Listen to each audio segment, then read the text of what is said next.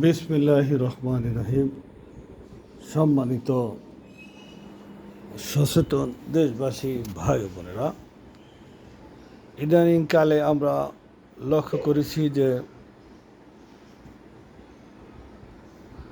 আওয়ামী লীগের নেতাদের বাড়ি ভাঙচুর, অগ্নিসংযোগ এবং লুট ডাকাতি। এখন আমার প্রশ্ন হলো, আওয়ামী লীগের নেতাকর্মীরা ধরে নিয়ে অবৈধভাবে সম্পদের পাহাড় গড়েছে। তাদের সম্পদ আজকে পরিত্যক্ত। সম্পদের মায়া ছেড়ে তারা জীবনের মায়া নিয়ে বিদেশে পাড়ি দিয়েছে। এখন তাদের এই সম্পদ, এটা রাষ্ট্রীয় সম্পদ। এগুলি কি হেফাজত এবং তদারকির দায়িত্ব সরকারের। সরকারের চোখে আঙ্গুল দিয়ে সাধারণ মানুষ তাদের বাড়িঘর লুট ডাকাতি এবং এমনকি কমোড খুলে নিয়ে যাচ্ছে। কত রকম ছোট লোক হলে এই কাজটা করে।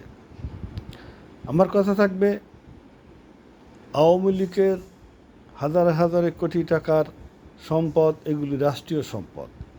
এগুলি তদারকি নিয়ন্ত্রণ করা দায়িত্ব সরকারের। সরকার এগুলি রাজ করছে বা মাল ক্রয় করে নিয়ে যাওয়ার দরকার। কিন্তু এই সম্পদ অন্যকে অপহরণ, লুট ডাকাতি করার সুযোগ দেওয়া ঠিক না। আমরা লক্ষ্য করেছি যে এই আওয়ামী লীগের বাড়িঘরে হামলা করার সাহস পায় কে? বৈষম্য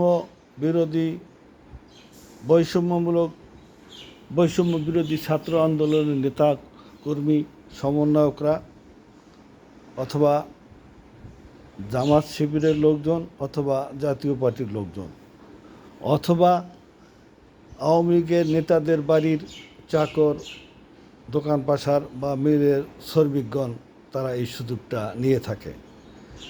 শ্রমিকগণ দীর্ঘদিন যাবৎ তারা বেতন পায় না, অনাহারে আছে, ক্ষুধার তাড়নায় তারা হয়তো তাদের বাড়িঘর লুট ডাকাতি করে।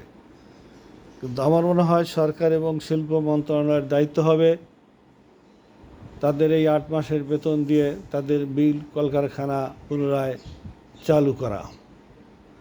আমরা ইতিমধ্যে লক্ষ্য করেছি, বিভিন্ন সোশ্যাল মিডিয়ায় সংবাদ আসতেছে যে জামাত এবং বিএনপির নেতারা চাঁদা তোলার প্রতিযোগিতায় অবতীর্ণ হয়েছে। বিভিন্ন জায়গায় তারা চাঁদা তুলছে, লুট করছে, ডাকাতি করছে। এই সদ্য আমি লক্ষ্য করেছি, এক জামাতের নেতা 250 মণ ধান লুট করেছে, আর এক বিএনপি নেতা 12টা গরু চুরি বা ডাকাতি বা লুট করেছে। এর আগেও আমরা লক্ষ্য করেছি, জোট সরকারের আমলে 93টি জামাত নেতার পুকুরের ভিতরে পাওয়া গেছে। আমি জানি না এগুলি সত্য না এডিট করা, আমার জানা নেই। সামনে নির্বাচন, এই নির্বাচনে প্রতিযোগিতায় অবতীর্ণ হবে জামাত বিএনপি।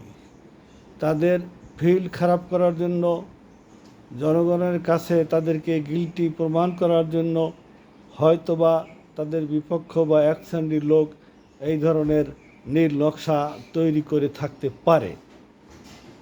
আমার জানা নেই এটা কি ষড়যন্ত্র না নীল নকশা নাকি বাস্তব, এটা আমার জানা নেই। তবে যেহেতু এই পর্যন্ত যত ঘটনা অবতারণা ঘটেছে, যত সংবাদ এসেছে, জামাত এবং বিএনপির কর্মীরা এর কোনো প্রতিবাদ করেনি। যেহেতু তারা এর প্রতিবাদ এবং তীব্র নিন্দা জানায়নি, তাতে আমরা ধরে নেই এই ঘটনা সত্য। এই ঘটনা যদি সত্য হয়, জামাত এবং বিএনপির নেতারা যদি এই কার্যক্রম করে, তাহলে তারা তাদের ভবিষ্যৎ খারাপ এবং তারা নির্বাচন করবে এবং তারা ক্ষমতায় যাবে, সে আশা করা তাদের জন্য অরণ্য রোদন। তাই আমি আশা করব এই বিষয়টি জাতির কাছে পরিষ্কার করার জন্য, নচেত ক্রমান্বয়ে জামাত এবং বিএনপির ফিল্ড খারাপ হয়ে যাচ্ছে। জামাত এবং বিএনপি নেতাদের দায়িত্ব হবে এই সমস্ত ষড়যন্ত্র যদি হয়ে থাকে তাহলে কারা করলো তাদের প্রতিবাদ করা, তীব্র নিন্দা জ্ঞাপন করা। আর যদি সত্যিকারই হয়ে থাকে তাহলে এ ধরনের কাজ থেকে তাদের বিরত থাকা, জনগণের কাছে প্রকাশ্যে ক্ষমা চাওয়া এবং দেশের শান্তি শৃঙ্খলার বজায় থাকে সেই চেষ্টা করা। সকলকে ধন্যবাদ। আসসালামু আলাইকুম।